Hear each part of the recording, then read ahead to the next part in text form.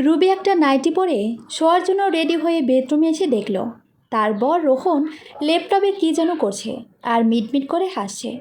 Ruby রোহনের হাসি দেখে পেছন থেকে রোহনকে জড়িয়ে ধরে বলল, এত কিসের কাজ? ঘরে যে বউ আছে সেটা ভুলে গেলে চলবে? রুবির কথায় রোহন একটু বিরক্তি হয়ে বলল, আহা ছাড়ো না, একটা ইম্পর্টেন্ট কাজ করছি, এখন বিরক্ত করো না। রোহনের কথা শুনে রুবি একটু অভিমান শুনে বলল, রাতেও তোমার কাজ? সারাদিন তো অফিসে কাজ করো, রাতে তোমায় একটু কাছে পাই, কিন্তু তুমি রাতেও কাজ করলে আমাকে সময় দিবে কখন? রুবির কথায় রোহন আরও বিরক্ত হয়ে রুবির হাত ঝটকা দিয়ে সরিয়ে দিয়ে বলল, সবসময় ঘ্যান ঘ্যান না করলেই নয়, দেখছো না কাজ করছি, শুয়ে পড়ো। রুবি আর কোনো কথা বলল না, খাটের বাকি অংশে গিয়ে শুয়ে পড়ল। রুবি শুয়ে পড়ায় রোহন উঠে ঘরের লাইট অফ করে ডিম লাইটটা জ্বালিয়ে দিল, দিয়ে সে আবার ল্যাপটপে মুখ গুজে দিল। রুবি শুয়ে শুয়ে ভাবছে তার পুরনো দিনের কথা, যখন তাদের সদ্য বিয়ে হয়েছিল। তখন তাদের সবটা সময় রোমান্টিকতায় ভরপুর ছিল, কিন্তু এখন রুবি এবং রোহনের বিয়ের 5 বছর চলছে। ভালোবেসেই বিয়ে করেছিল দুজন। 5 বছরের সুখী পরিবার ওদের, যদিও এখনও কোনো সন্তান হয়নি। কিন্তু রুবি বুঝতে পারে রোহন এখন আর তাকে খুব একটা সময় দেয় না। সেটা হতে পারে কাজের চাপে, আর নয়তো না, আর কোনো কারণ হতে পারে না। রুবি সেটা ভাবতেও চায় না। এখনও ঘুমাওনি তাহলে? তোমার সাথে কথা না বলে কোনো দিন ঘুমিয়েছি? ওলে আমার বাবুটা, খাইছো? তুমি? খাইছি। কালকের নোট ছবিগুলো কিন্তু খুব হট ছিল, তাই? হুম। অন্যের বাগান দেখতে বুঝি খুব ভালো লাগে? কেন? অন্যের হবে কেন? তুমি তো আমার, শুধু আমার আমার করো। কই, বিয়ে করার কথা তো বলো না? সময় হলে সেটাও বলবো। সময়টা কখন হবে? যখন হবে তখন হবে, কিন্তু কিছু নোট ছবি দাও তো। ইস, শখ কত! হা হা। ওই হাসবা না কেন? এমনি। আজ নোট ছবি দিতে পারবো না, কলে আসো। একটা গরম খবর আছে, বাবা মা এখনও ঘুমায়নি, তাই কলে আসতে পারবো না। পিক দাও, পিক দিতে পারবো না। আচ্ছা তাহলে বলো কি গরম খবর, বলবো? হুম। খুব তাড়াতাড়ি বাবা ডাক শুনতে চলেছ, সাথে কিছু লজ্জার ইমোজি। হোয়াট? সত্যি? হুম। ইয়াহু বলে চিৎকার দিয়ে গিয়েও পারল না রোহন। তারপর কিছু লাভ ইমোজি সেন্ড করে বলল, জীবনে এতটা খুশির খবর আর পাইনি। লাভ ইউ বাবু। তাহলে এবার আমাকেও খুশি করো। বলো তুমি কি চাও? তোমাকে, শুধু তোমাকে। মিসেস রোহন হতে চাই আমি। খুব তাড়াতাড়ি হয়ে যাবে। এখন অনেক রাত হয়েছে, ঘুমিয়ে পড়ো। গুড নাইট মা, বলে শুয়ে পড়ল মারিয়া। এদিকে রোহনও মহা আনন্দে ঘুমাতে চলে গেল। এতক্ষণে হয়তো বুঝতে পারছেন মারিয়া আর রোহন সম্পর্কে। ওরা একে অপরকে ভালোবাসে। আজ থেকে 2 বছর আগে একটা পাবলিক বাসে মারিয়াকে দেখে রোহন। সেখান থেকে বন্ধুত্ব, তারপর প্রেম। মারিয়া একটা প্রাইভেট ভার্সিটি থেকে অনার্স করছে। তার সম্পর্কে শুধু এতটুকুই জানে রোহন। আর মারিয়া জানে রোহন অবিবাহিত। যে যেমনটা যার কাছে বলেছে, সে ঠিক ততটাই জানে। পরের দিন সকালে রবি গোসল করে নামাজ পড় ফ্লোরে বসে কোরআন তেলাওয়াত করছে। এমন সময় রোহন ঘুম থেকে উঠে ব্যালকনিতে যায়। রবি কিছুক্ষণের জন্য তেলাওয়াত বন্ধ করে রোহনের দিকে তাকায় আর ভাবতে কতই না ভালো ছিল সেই দিনগুলো, যখন রোহন ঘুম থেকে উঠে আগে রবিকে খুঁজত। রবি যেখানেই থাকতো সেখানে গিয়ে তাকে জড়িয়ে ধরে থাকতো কিছুক্ষণ। আজ রোহনের সেই ছোট ছোট আদরগুলো মিস করছে রবি। রোহনের দিক থেকে চোখ ঘুরিয়ে নিয়ে আবার পড়তে মনোযোগ দিল রবি। এদিকে রোহন মারিয়াকে মেসেজ দিয়ে জানিয়ে দিল আজ সারাদিন তাকে নিয়ে ঘুরবে সে। সকাল 9টা। রোহন খাবার ছেড়ে আয়নার সামনে এসে রেডি হচ্ছে অফিসে যাওয়ার জন্য। আর রুবি রোহনের জন্য টিফিন রেডি করছে। রোহনের হাতে টিফিন দিতে দিতে রুবি বলল, আজ একটু তাড়াতাড়ি ফিরতে পারবে? কেন? আমার শরীরটা কেমন যেন লাগছে, তাড়াতাড়ি এসো প্লিজ। পারবো না, আজ মিটিং আছে। আমি ডক্টর আঙ্কেলকে পাঠিয়ে দিচ্ছি। রুবি আর কিছু বলল না। রোহন চলে গেল। বাসা থেকে বেরিয়ে মারিয়াকে কল দেয় রোহন। মারিয়া কল পিক করে, হ্যালো, সকালে মেসেজ করছি, দেখেছো? রেডি তো? তুমি কোথায়? তুমি ওই মোড়ে আসো, আমিও আসতেছি। রুবি রোহনের চলে যাওয়ার পর বসে বসে একটা উপন্যাস পড়ছে, কিন্তু কিছুই ভালো লাগতেছিল না। তাই রোহনের ডক্টর আঙ্কেলকে কল করে একটু আসতে বলল।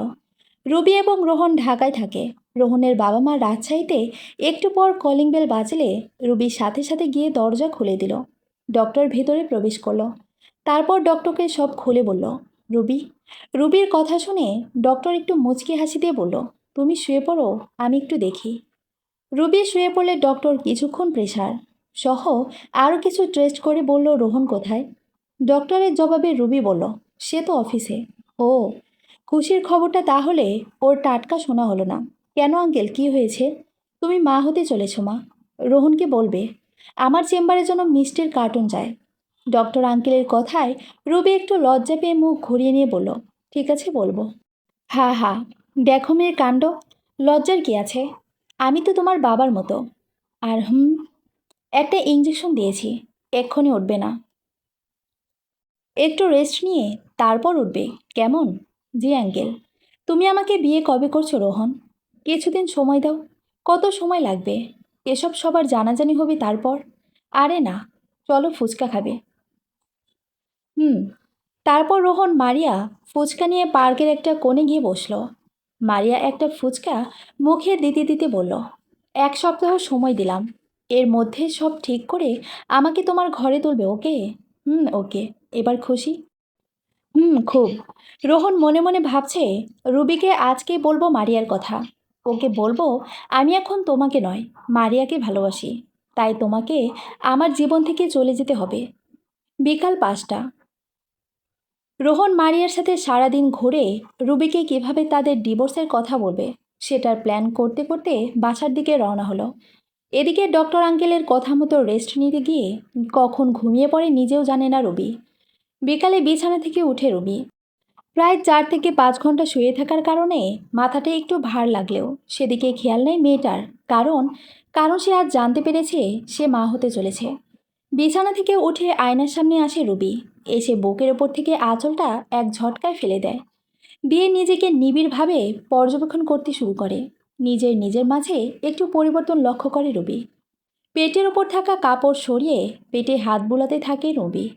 আর নিজের অজান্তেই তার মুখে ফুটে ওঠে এই রাজ্য জয় করা হাসি। রোহন মারিয়াকে ড্রপ করে দিয়ে বাসায় চলে আসে। এসে দেখে রুবি ব্যালকনিতে দাঁড়িয়ে। রুবির দিকে খেয়াল না করে টাওয়াল নিয়ে ওয়াশরুমে চলে যায় রোহন। শাওয়ার শেষ করে রুমে এসে দেখলো রুবি তাকে দেখে মিটমিট করে হাসছে। হাসছো কেন বলে রুবি হাসির রহস্য জানতে চাইলে রুবি বলে, কেন বলবো তোমায়? মানে? আর তোমার হাসির রহস্য জানার খুব ইচ্ছাও নাই আমার, মনে মনে বলছে রোহন। রুবির উত্তরের জন্য অপেক্ষা না করে মাথা মুছে আয়নার চাদর সরিয়ে আয়নার সামনে যায় রোহন।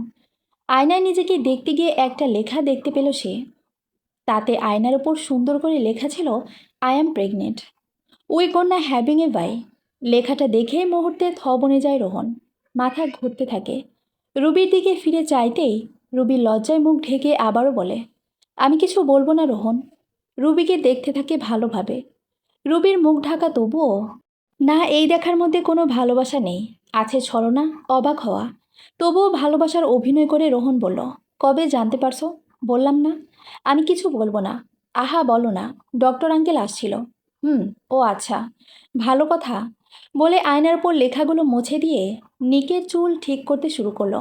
নতুন অতিথি আসার খবর এতটা ইজিভাবে রোহন গ্রহণ করবে সেটা ভাবিনি রুবি। ভেবেছিল রোহন হয়তো খুশিতে পাগলামি করবে, তাকে উপরে তুলে ঘোরাবে, আদর করে কপালে একটা ভালোবাসার চিহ্ন এঁকে দিয়ে বুকে শক্ত করে জড়িয়ে ধরে বলবে, আজ আমি পৃথিবীর সবচেয়ে বেশি খুশি রুবি। তুমি আমাদের এই ছোট সংসারে একটা প্রদীপ আনতে চলেছ। এভাবেই বুকে থাকবে তুমি আমার। কিন্তু এসবের কিছুই হলো না। রোহন খুব সহজভাবে পুরো বিষয়টা হ্যান্ডেল করলো। একটু ভালোবাসা পাওয়ার জন্য সারা বিকেল প্ল্যান করে আয়নায় লিখে রাখলো রুবি। অথচ রোহন? রাত 8টা। রুবি কিচেনের রান্নায় ব্যস্ত, আর রোহন নিজের ফোনে। ওপারে অবশ্যই মারিয়া। কি করছো? শুয়ে আছি। তুমি? আমিও। তোমার বাবা মায়ের সাথে কথা বলেছ? না। কেন? একটা প্রবলেম হয়ে গেছে। কি প্রবলেম? এখানে বলা যাবে না, মিট করতে হবে। তুমি আসলে কি চাও রোহন? মানে? মানে তুমি কি আদৌ আমাকে চাও? অবশ্যই চাই। তুমি যদি চাও তাহলে এভাবে সব কিছু এড়িয়ে চলছো কেন? সিরিয়াসলি নিচ্ছ না কেন? বিলিভ মি, আমি সিরিয়াস। কিন্তু একটু টাইম দাও প্লিজ। হুম। কি? কিছু না। আচ্ছা আমি রাখছি। ওকে বলে মোবাইলটা রেখে 2 হাত মাথার পেছনে দিয়ে চোখ বন্ধ করে শুয়ে আছে রোহন। ভাবছে রুবিকে কিভাবে সব কিছু বলে দেবে সে। কি করে বলবে যে এখন আমি তোমাকে নয়, মারিয়াকে ভালোবাসি। মারিয়া আমার সন্তানের মা হতে চলেছে, তাই এখনই ওকে আমার ঘরে নিয়ে আসতে হবে। আর মারিয়া আসার মানে একটাই, রুবিকে ঘরটা ছাড়তে হবে। কিছু কি ভাবছো তুমি? রুবির ডাকে বাস্তবে ফিরল রোহন। রুবি সদ্য কিচেন থেকে বেরিয়েছে, মুখে ক্লান্তি স্পষ্ট, নাকের উপর ছোট ছোট ঘামের বিন্দু। মুখটা দেখে মায়া হলো রোহনের। কি নিষ্পাপ একটা মুখ। কি হলো, কিছু বলছো না কেন? কি ভাবছো? না তেমন কিছু না। ওহ, তুমি না বললে আমি বুঝতে পারি। টেনশন করো না, সব কিছু ঠিক হয়ে যাবে। আর শোনো, তোমার যত টেনশনই থাকুক না কেন, আমাদের সন্তানের আগমনে দেখবে সব কিছু দূরে চলে যাবে। একটু ধৈর্য ধরো। কথাটা শুনে রোহন থবনে গেল। মনে শান্তির ঢেউ অনুভব করল সে। এতক্ষণ যাকে তাড়ানোর কথা ভাবছিল সেই এসে বলছে সব ঠিক হয়ে যাবে। ধুর, বেশি টেনশন করো না তো। চলো, খাবে। বলে রোহনকে টেনে নিয়ে টেবিলে বসালো রুবি। দুজনেই ডিনার সেরে রোহন আবারও ল্যাপটপ নিয়ে বসে পড়ল। রুবি আয়নার সামনে। রুবি কিছুক্ষণ পর এসে শুয়ে পড়লেও রোহন শোয় না। সে মারিয়ার সাথে চ্যাটিংয়ে ব্যস্ত। কিছুক্ষণ পর রোহনও শুয়ে পড়ল। পরের দিন সকালে রোহন রেডি হচ্ছে অফিসে যাওয়ার জন্য। আর রুবি টিফিন নিয়ে দাঁড়িয়ে। রোহন রেডি হয়ে রুবির থেকে টিফিন নিয়ে রুম থেকে বেরিয়ে পড়ল। রুবি রোহনের চলে যাওয়ার দিকে এক দৃষ্টিতে তাকিয়ে আছে। আজ রুবি রোহনের পাগলামিগুলো খুব মিস করছে। যখন রুবিকে কিস না করে অফিসে যেত না রোহন, আর এখন একবার ফিরেও তাকায় না। আমার কিসটা দাও এক্ষুনি। অফিসে যাচ্ছ? তবুও পারবো না। তাহলে অফিসেও যাব না। আরে হুম ওকে, বলে রোহনকে টেনে নিয়ে কিস করলো রুবি। আর বলল, হয়েছে, এইটুকুই শেষ। তাহলে আমার অনেকক্ষণ চাই। মামাবাড়ির আবদার? না, শ্বশুরবাড়ির বউয়ের কাছে আবদার। দাও না। না। কথাটা বলা শেষ না করতেই রুবির ঠোঁটে রোহনের ঠোঁট লেপটে যায়। রোহন রুবির মাথা ধরে কিস করছে আর রুবি শব্দ করে হাত পা ছোটাছুটি করছে। মোবাইলের রিংটোনে দরজার সামনে রোমাঞ্চ করার দৃশ্যটা মিলিয়ে গেল রুবির চোখ থেকে। টেবিল থেকে মোবাইল তুলে দেখল রোহনের মায়ের কল। পিক করে, আসসালামু আলাইকুম মা। ওয়ালাইকুম সালাম। কেমন আছিস রুবি? ভালো। আপনি? ভালো আছি। বাবা, রাইসা, ওনারা কেমন আছেন? হুম, ভালো আছে। একটা খুশির খবর আছে রে মা। তাই নাকি মা? হুম। আমি যদি বলি আপনার থেকেও আমার কাছে বড় খুশির খবর আছে। সত্যি কি সেটা? আগে আপনি বলুন, তারপর আমি বলছি। ও আচ্ছা, শোন, রাইসার বিয়ে ঠিক হয়েছে। তোমার শ্বশুরের এক বন্ধুর ছেলে। রোহন ওকে চেনে। রোহনকে বলবে ও যেন ছুটি নিয়ে তারিখটা জানায়। তাহলে আমরা বিয়ের দিন তারিখ ঠিক করব। সত্যি রাইসার বিয়ে ঠিক হয়েছে? হুম। এবার তোমার খুশির খবরটা বলো। আগে বলুন, স্টকে টাকা আছে? কেন, তোমার টাকা লাগবে নাকি? আরে না, মিষ্টি কিনতে হবে। কেন? মিষ্টি কেন? আপনার নাতি নাতনি আসতেছে। কি? হুম। তার মানে তুমি মা হতে চলেছ? আর আমি দাদি? হুম। কবে জানতে পারছো? কাল দুপুরে। কাল দুপুরে জানছো আর আমাকে বলছো এখন? আসলে মা ব্যস্ত ছিলাম, আর জানাবো ভাবছিলাম। ভালো হয়েছে। একদিকে রাইসার বিয়ের খবর আর একদিকে নতুন অতিথির খবর। আল্লাহর কাছে লাখ লাখ শুক্রিয়া। আচ্ছা মা, রাখছি। আচ্ছা, সাবধানে থাকবে। জি। আসসালামু আলাইকুম। বলে কলটা কেটে দিল রবি। বিকেলবেলা অফিস শেষ করে অফিস থেকে বের হতেই রোহনের সামনে মারিয়া হাজির। রোহন মারিয়াকে দেখে এক প্রকার চমকে গিয়ে বলল, আরে তুমি এখানে? কেন, অবাক হলে? আসলে তোমার অবাক হওয়ারই কথা। কেননা তোমার তো সমস্যা না, সমস্যা আমার। সমাজ খারাপ বললে আমাকে বলবে। অফিসের সামনে এমন বিহেভ করো না। চলো কোথাও বসি। তারপর রোহন মারিয়া দুজনে একটা পার্কে ঢুকে ঘাসের ওপর বসে পড়ল। আজ সারাদিন কল ধরলা না কেন? ও তাই, তুমি আমার অফিসে চলে আসছো? আজ তো অফিসে গিয়েছি, কাল বাসায় যাব। আরে না না, ওসব করবা না। আর তোমার 7 দিন মনে আছে আমার। সেটাই ভালো হবে। কথা বলার সময় রোহনের মোবাইল বেজে উঠল। মোবাইল বের করে দেখে ওর মা। পিক করে, হ্যালো মা, কেমন আছো? ভালো। তবে আরও ভালো থাকতে পারতাম। কেন? অবাক হয়ে, রুবি যে প্রেগনেন্ট সেটা যদি তোর মুখে। মোবাইলে রুবির কথা বলতেই রোহন মারিয়া 1 মিনিটের কথা বলে একটু দূরে সরে গেল। গিয়ে বলল, হ্যাঁ মা বলো। তুই যে বাবা হচ্ছিস সেটা বললি না কেন? আসলে সময় পাইনি। আর রুবি তো তোমায় বলছে। হুম। আর শোন, রাইসার বিয়ে ঠিক হয়েছে। ছুটি নিয়ে বৌমাকে নিয়ে চলে আয়। আচ্ছা মা, আমি দেখছি কি করা যায়, বলে ফোনটা কেটে দেয় রোহন। আবার চলে আসে মারিয়ার কাছে আর বলে, চলো। কোথায়? তোমার রাস্তা সাফ করতে হবে তো। চলো বলে দুজনে উঠে পরে আর পার্কে থেকে বেরিয়ে যে যার মতো চলে যায়, একে অপরকে বাই বলে। বিকাল গড়িয়ে সন্ধ্যা নামে। রুবি বসে বসে একটা উপন্যাস পড়ছিল। এমন সময় রোহন ঘরে প্রবেশ করলে রুবি উপন্যাসটা রেখে রোহনের দিকে এগিয়ে গিয়ে বলল, জানো, আজ মা ফোন করেছে। হুম। কিন্তু তুমি যে প্রেগনেন্ট সেটা বলছো কেন? কেন বলবো না মানে? আমার তো কালই বলা উচিত ছিল। খুশির খবর দিতে দেরি করতে নাই। আর খুশির খবর? হোয়াট? কী বলছো তুমি? হুম। আমি কি বলছি শুনতে পাওনি? তুমি আমার বাবা মাকে কেন বলেছ তুমি যে তুমি প্রেগনেন্ট? কি গ্যারান্টি আছে যে তোমার পেটে আমারই সন্তান? কিসের উপর ভিত্তি করে আমি বিশ্বাস করব যে ওটা কোনো পাপের ফসল না? তোমার পেটের যে সন্তান আমার, তার প্রমাণ কি? রোহনের মুখে কথাটা শুনেও যেন কিছু শুনতে পেল না রবি। তাই বলল, কি বললে তুমি? তোমার বাচ্চার বাবা কে? কার এই পাপের ফসল? What? Just shut up Rohan. তুমি এসব কথা বলতে পারলে? 2 বছর রিলেশনে ছিলাম আমরা। তারপর 5 বছরের সংসার। পুরো 7 বছর তোমার সাথে আছি আমি। আর আজ তুমি এসব কথা বলছো? কেন বলবো না? 5 বছরে তো তুমি কোনোদিন এসে বলনি যে তুমি মা হতে চলেছ। অথচ একটা ছেলের সাথে তোমাকে কিছুদিন থেকে দেখেছি, আর এখন তুমি প্রেগনেন্ট। হাউ ফানি, হা? রোহনের মুখে ছেলের কথা শুনে অবাক হলো রবি আর বলল, ছেলে? কোন ছেলের কথা বলছো তুমি? কেন? যার সাথে ঘুরতে যাও, যে তোমার ওই সন্তানের বাবা। ব্যাস, রোহন ব্যাস, এসব মিথ্যা অপবাদ দিও না আমায়। তুমি কি বুঝতে পারছো কত বড় পাপ করছো তুমি? হা হা। নিজে পাপী হয়ে আমাকে বলছো আমি পাপী? আমি পাপী? তা নয় তো কি? হঠাৎ করে এসে বলছো তুমি প্রেগনেন্ট। আমাকে পাগল মনে হয়? আ কিছু একটা বলতে গিয়েও পারল না রুবি। রুবি আর কোনো কথাও বলল না, কারণ রোহনের কথাগুলো রুবির কাছে এক একটা তীরের সমান ছিল। ধপ করে বিছানায় বসে পড়ল রুবি। রাতে ডিনার সেরে রুবি শুয়ে পড়লেও রোহন মারিয়াকে নিয়ে ব্যস্ত। পরের দিন রোহন রেডি হয়ে বাসা থেকে বের হতেই রোহনের মোবাইল বেজে ওঠে। পিক করে, হ্যালো, কোথায় তুমি? অফিসে যাচ্ছি। আচ্ছা, সাবধানে যেও। হুম, বলে মোবাইল পকেটে রেখে দিল রোহন। অফিস থেকে ফিরে এসে দেখলো রুবি শুয়ে আছে। রুবিকে দেখেই বোঝা যাচ্ছে সে সারাদিন কিছু খায়নি। চুল এলোমেলো, পাগলের মতো হয়ে শুয়ে আছে বিছানায়।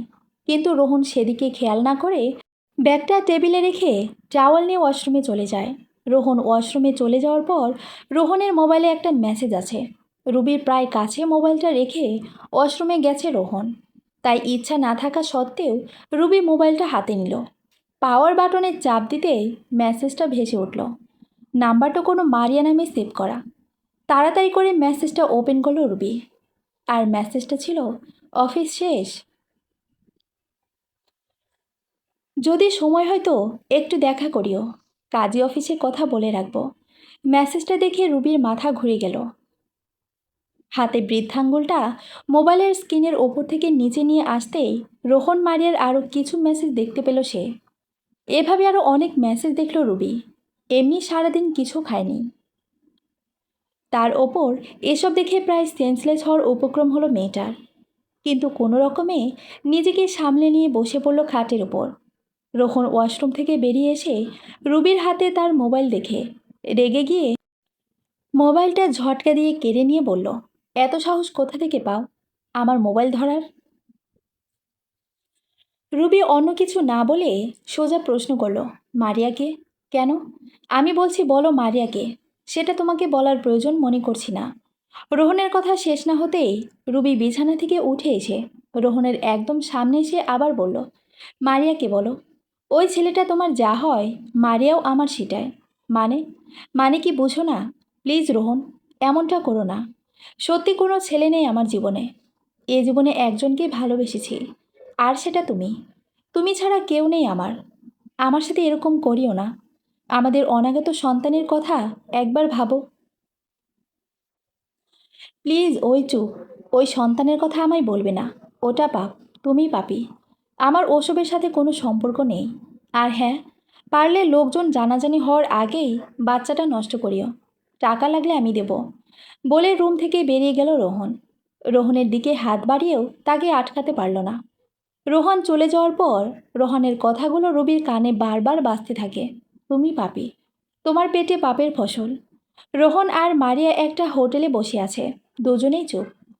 কিছুক্ষণ পর নীরবতা ভেঙে রোহন বলল, আচ্ছা মারিয়া, তুমি আমাকে কতটা ভালোবাসো? রোহনের কথায় মারিয়া একটু অবাক হয়ে বলল, হঠাৎ এই প্রশ্ন কেন? এমনি বলো না। একটা মেয়ে কাউকে কতটা ভালোবাসলে সে তার পেটে তার প্রেমিকের সন্তান নিয়ে ঘুরে বেড়ায়? লোকসমাজের ভয় না করে, জানো, বলতে পারবে? যদি এখন আমি বলি আমি বিবাহিত, তাহলে এসব জেনেও আগের মতো ভালোবাসবে আমায়? এখন আমি মোটেও ফান করার মুডে নেই রোহন। সো প্লিজ, আমি মোটেও ফান করছি না। আমি সত্যিই বিবাহিত।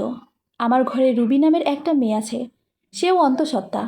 সে আমার বিবাহিত স্ত্রী। রোহানের কথা শুনে বসা থেকে উঠে দাঁড়ায় মারিয়া। মুহূর্তেই বাকশক্তি হারিয়ে ফেলে সে। কোনো রকমে বলল, কি বলছো এসব? রোহন মারিয়ার হাত ধরে বলল, আমার ঘরে স্ত্রী থাকলেও আমি তোমাকে ভালোবাসি, তোমার সাথে থাকতে চাই। কিন্তু কোনো কিন্তু নয়, প্লিজ, ভালোবাসি তোমায়।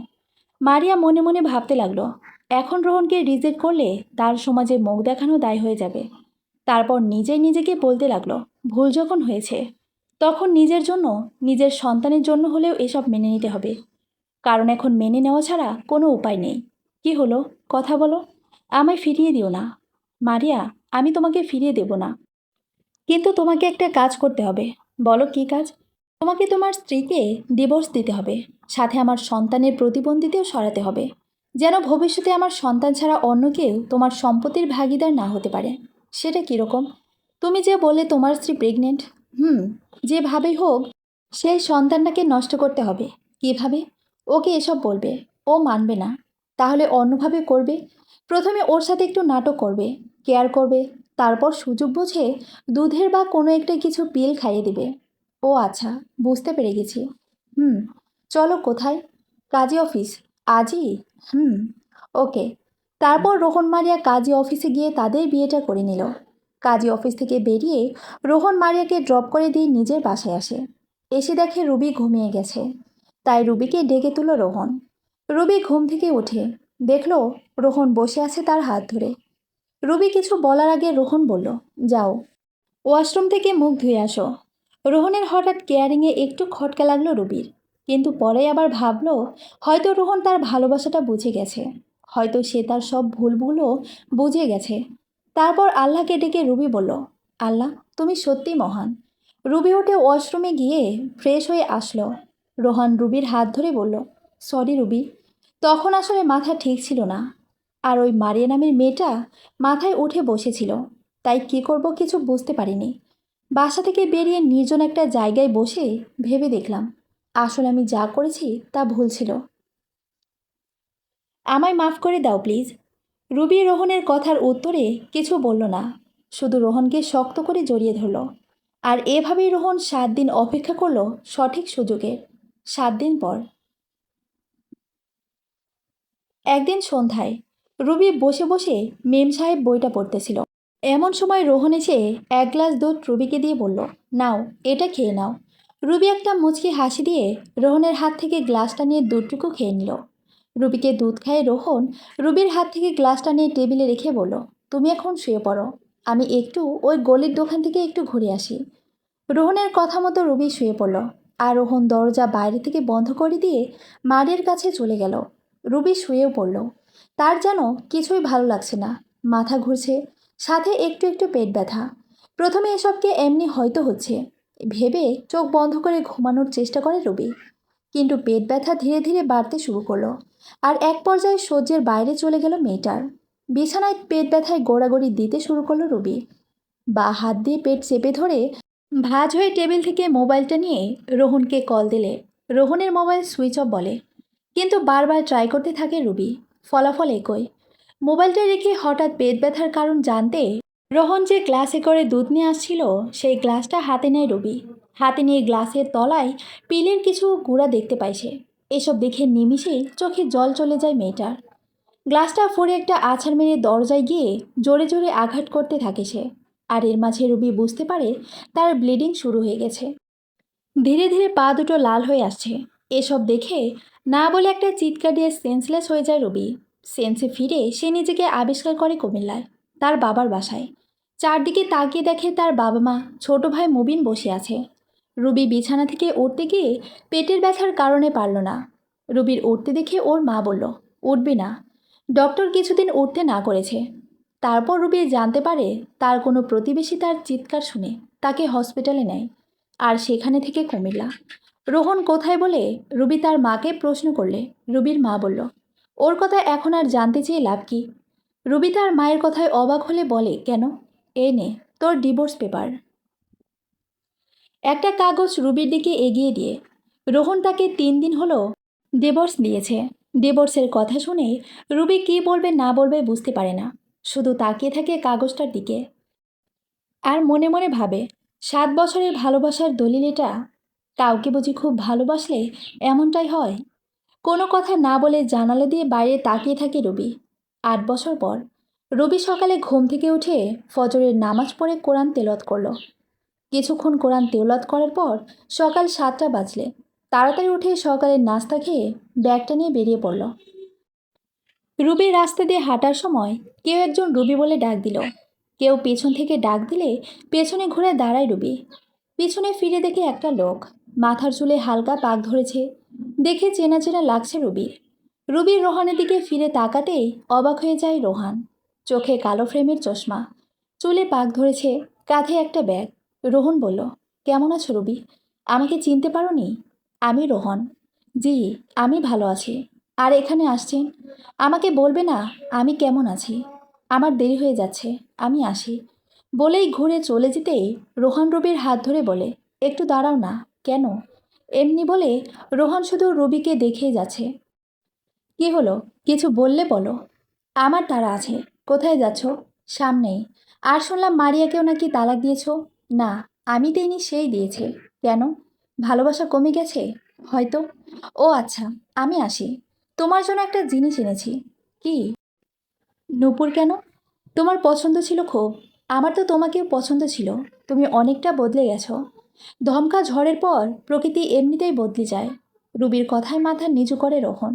রুবি বলতে শুরু করে, তুমি অবশ্যই সুখ ভালোবাসার জন্য আমাকে ছেড়ে মারিয়ার কাছে গিয়েছিলে। কিন্তু তুমি হয়তো এটা জানো না, সুখ অনেকের মাঝে নয়, একজনের মাঝে থাকে। যাই হোক, ভালো থেকে বলে চলে যেতে শুরু করে রুবি। রোহন আবার রুবিকে ডাকে।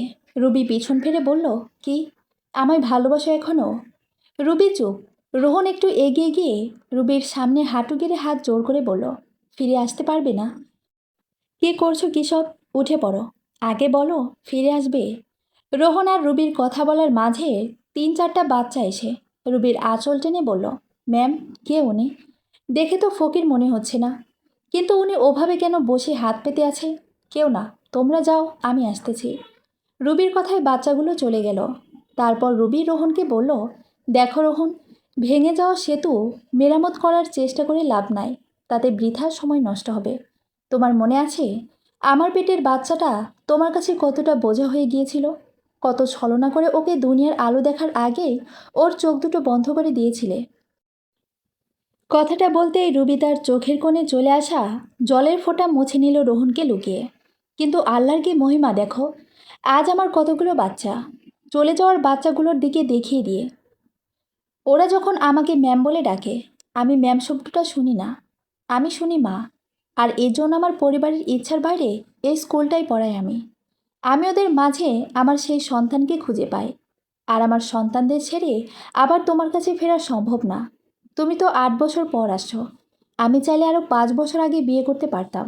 অনেক প্রস্তাব পেয়েছিলাম, কিন্তু আমি তো অনেকের মাঝে সুখ খুঁজি না, তাই করি না আমার বিয়ে। আরও অনেক কথার বলার ছিল, আমাকে ডিভোর্স দেওয়া সহ অনেক কিছু, কিন্তু সময় নেই। আমার সন্তানেরা ডাকছে আমায়, ভালো থেকো। বলেই চলতে শুরু করলো রুবি। রোহন রুবিকে চিৎকার করে ডাকতে গিয়েও পারল না। ভেতরটা রুবির জন্য চিৎকার করলেও মুখে কোনো কথাই আসছে না। রুবি চলে যাচ্ছে, রোহন দেখছে, শুধু দেখেই যাচ্ছে। আস্তে আস্তে কিছু বাচ্চার মাঝে হারিয়ে গেল রুবি। রোহন শত চেষ্টা করেও আর রুবিকে ফেরাতে পারল না। কিছু কথা, ভালোবাসা সুখ কখনো একের অধিক কারো কাছে খুঁজতে যাবেন না। এতে হয়তো সাময়িক একটু সুখ বা ভালোবাসা পাবেন, কিন্তু দীর্ঘস্থায়ী নয়। কারণ কারণ ভালোবাসার সুখ থাকে একজনের মাঝে। একটু সময় নিন, ধৈর্য ধরুন, আপনার প্রিয় মানুষটাকে বুঝতে শিখুন, তাকে আপনাকে বুঝতে দিন। বিশ্বাস করুন, আপনি একজনের মাঝে যে সুখ পাবেন তা হাজার জনের মাঝে পাবেন না। আর সবচেয়ে বড় কথা, সুখ আল্লাহর দান। দুজনে মিলে ওনার কাছে নামাজ পড়ে দোয়া করুন। সমাপ্ত।